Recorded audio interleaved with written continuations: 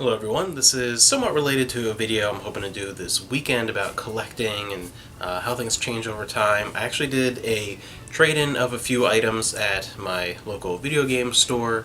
A few things that over time, I know I'm not going to replay them or reuse them, and the prices have shot through the roof from when I bought them many years ago, and just a handful of things, and it just seemed time for that. And I traded in for some stuff that I know I really do want. One that is something I've been looking for a very long time in particular. The first one is just a random thing that it was $2, so I grabbed it on the PSP UMD video, Dave Chappelle for what it's worth. And I have the release of Chappelle's Show that's on the PSP. So for $2, this is a good comedy special, and it's cool to have on UMD. It's probably one I would not have picked up on DVD or whatever, but on oddball format, and because I have the Chappelle Show release, it kind of goes with it. So for $2, and again, this was all trade-in, so I didn't spend a penny. It was all just something that I had bought many years ago and decided to trade in, and just use that just to cover everything here.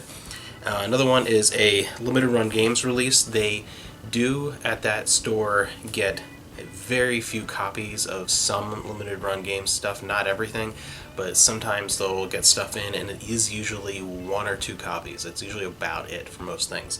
But they did have one that I know Amanda and I both wanted to play. It's a game that I really loved on the PlayStation 2, and she watched me play a bit of it and wanted to play it, but she pretty much only plays the DS, Switch, and the PS4. She loves the PlayStation 4, and she gets really excited when remasters or remakes or ports of PS2 games come to the PS4, like Nocturne, which is upcoming, but the Bard's Tale, which has almost no relation to the really old Bard's Tale games on the PC.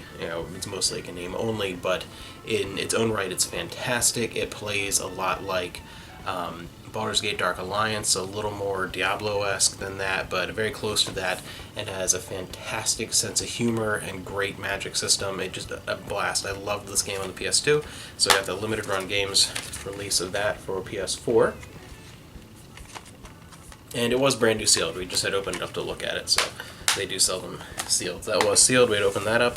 One that I've been looking for a while, but I wanted a specific version of the game that had both discs in it. I kept finding just the plain Wii U version, but I finally found one of the last Wii U games I needed for my collection. I only have one thing left for it that I need, Rodea the Sky Soldier on the Wii U.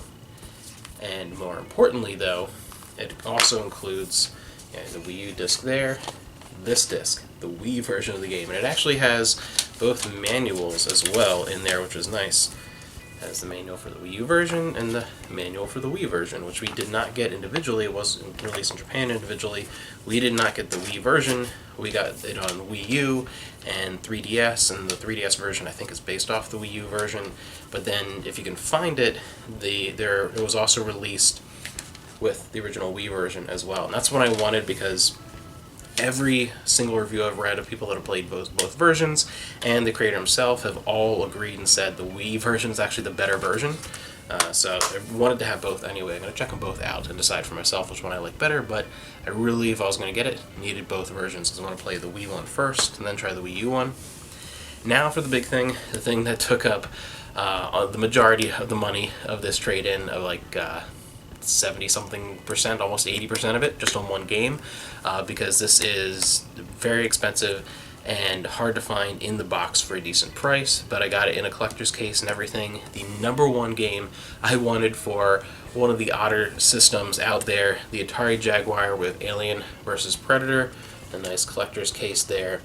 I was very excited when they had this. They had a loose cartridge version, which I've seen many times, and then they also had it in the box, and I asked, how much was it, and I was like, it is a lot, but this game I really want. I've wanted for a very long time, and just have never come across it at a good price, because that's the thing, even if I find a game that I really want, I'm not just going to get it if I find it if it's not a really good price. So the box is in pretty good condition overall here.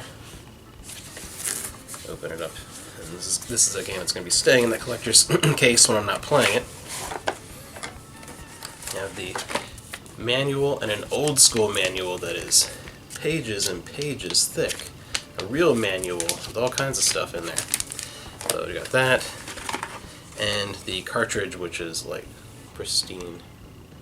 So, and I love the just bizarre design of the cartridges for the system, but one of very few games I want for the Atari Jaguar, but the Atari Jaguar is one of those oddities that from the 90s that I'm really fascinated by, and this is kind of the #1 game that I wanted on that list, and it's the only one that I said, you know, I don't want it unless I can get it in the box. Like, this is the one I want to have in the box. The other games, if it's just cartridge only, that's fine, whatever. Just enjoy playing them that way. But this one, if I was going to spend the money, I wanted it in the box. So I was very, very happy with that trade to get this and add this to the collection, because this is one I've been eyeing for a very long time, and it's just very, very exciting. I'm very happy with this. Definitely happy with the trade, everything that I got. And I got one other thing here that I had ordered.